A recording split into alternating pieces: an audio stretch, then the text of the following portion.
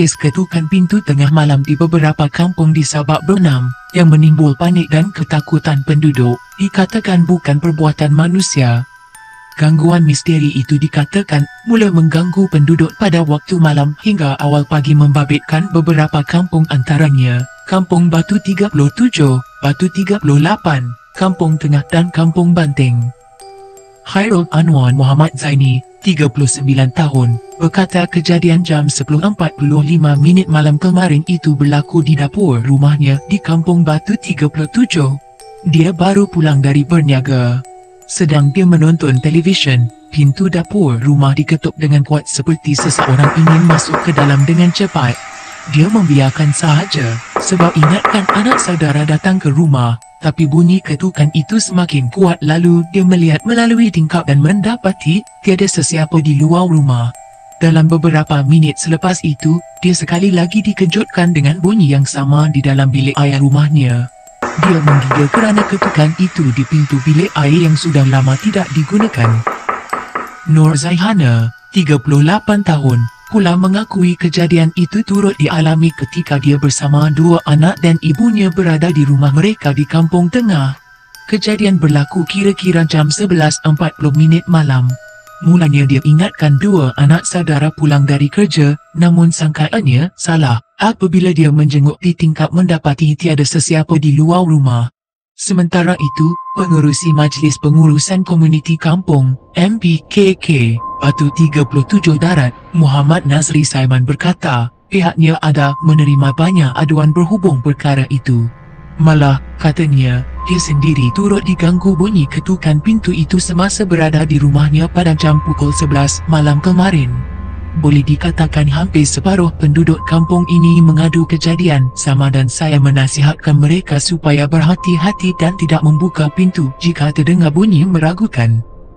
Salah seorang pengasas paranormal Sungai Besar, Amy Shoaib, membuat kesimpulan itu berikutan tiada kesan dari manusia seperti tapak kaki maupun jejak haiwan. Katanya, pelbagai spekulasi timbul bukan saja dalam kalangan penduduk, malah netizen juga. Ada seorang individu berkata, hal itu akan berlarutan selama 3 hari saja. Mungkin malam ini atau malam tadi dah berhenti, sekiranya ia adalah pelepas ilmu ghaib yang dituntut seseorang. Namun jika benda ini masih berlarutan hari keempat dan seterusnya, polis akan buat tindakan lebih drastik dan mungkin ia perbuatan manusia seperti khianat, katanya. Amy berkata, dia dan pasukannya akan membuat tinjauan dan siasatan lebih lanjut malam tadi, iaitu malam ketiga.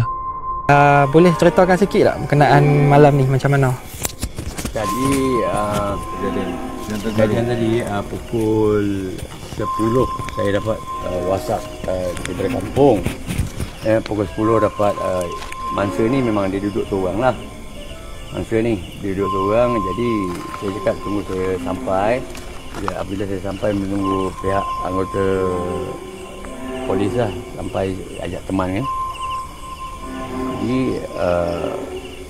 dia pergi rumah mangsa depan ni, rumah jiran tapi jauh lah, lebih kurang 20 daripada tiang lampu. Okey.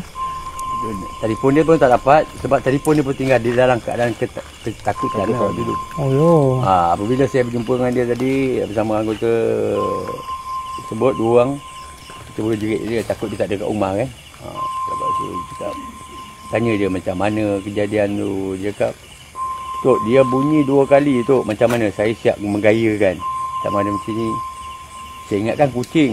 Tak tahu sama ada saya takut. Tapi sebelum-sebelum ni ada belah kucing. Tak ada kata dia. Tapi takkanlah bunyi kucing.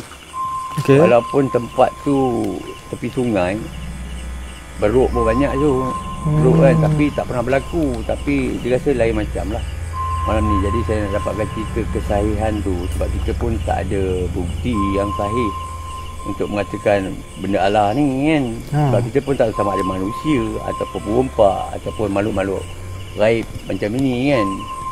Saya mudah cakap dia, kalau benda-benda macam ini kita buka pintu, dia pun dia tak ada gaib, bukannya manusia kan. Betul. Sebab jadi hari ni kita pun rasa macam jadi satu tanda tanya.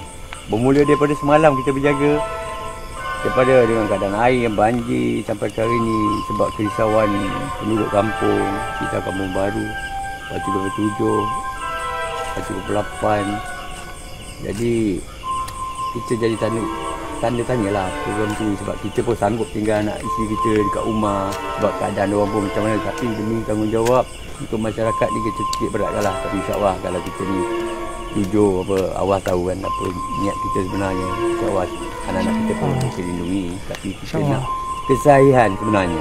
Jadi tanda-tanya penduduk, benda ni dah jadi viral ke Satu Malaysia ni. Satu Malaysia viral. Satu Malaysia viral ni. Perkara-perkara macam ni. Jadi mungkin pihak polis pun ada memaklumkan dalam WhatsApp group kan, Ikatan Desa mungkin Sabak lah terutamanya, tanya macam mana dan bagaimana. Sebab benda ni berlaku memang cepat. Kejadian ni tadi di Kampung Baru pukul 10 lebih. Lepas tu dapat daripada WhatsApp group rakan-rakan lah yang semua TRI, sebab kita tak nak berita-berita yang jadikan viral. Kita nak sahih, jumpa. Okey, memang benar berlaku. Sebab tadi kita dah terbaca WhatsApp group daripada anggota Balai Sabak lah. Pukul 9.45 di Isti Air Manis. Sebab kita pun dah dapat dah. Anak-anak muda semua keluar. Lepas tu terjadi pula Kampung Baru. Lepas tu terjadi pula Batu Keberapan ya, baru-baru ni. Terjadi Batu Keberapan. Semalam. Sebab saya rasa benda-benda macam ni, kita keluar satu kampung pun nak jumpa memang tak akan nak jumpa. Sebab saya rasa, bukan saya minta bukan kita rasa kita ni nak cakap besar, tak ada. Kalau betul dia sifat manusia, dia betul jumpa. Kalau dia bukan pun tak begitu nak jumpa. Nak tanya untuk apa kan? Sebab dia akan menyesatkan. Kita tahu. Sebab kita tahu kewujudan benda-benda macam ini memang kita percayalah. Bukan percaya daripada dia, tidak. Kewujudan tu memang ada syaitan ni. Memang dah ada. Kita lihat dari Islam pun dah mengatakan memang dah, memang wujud benda ni.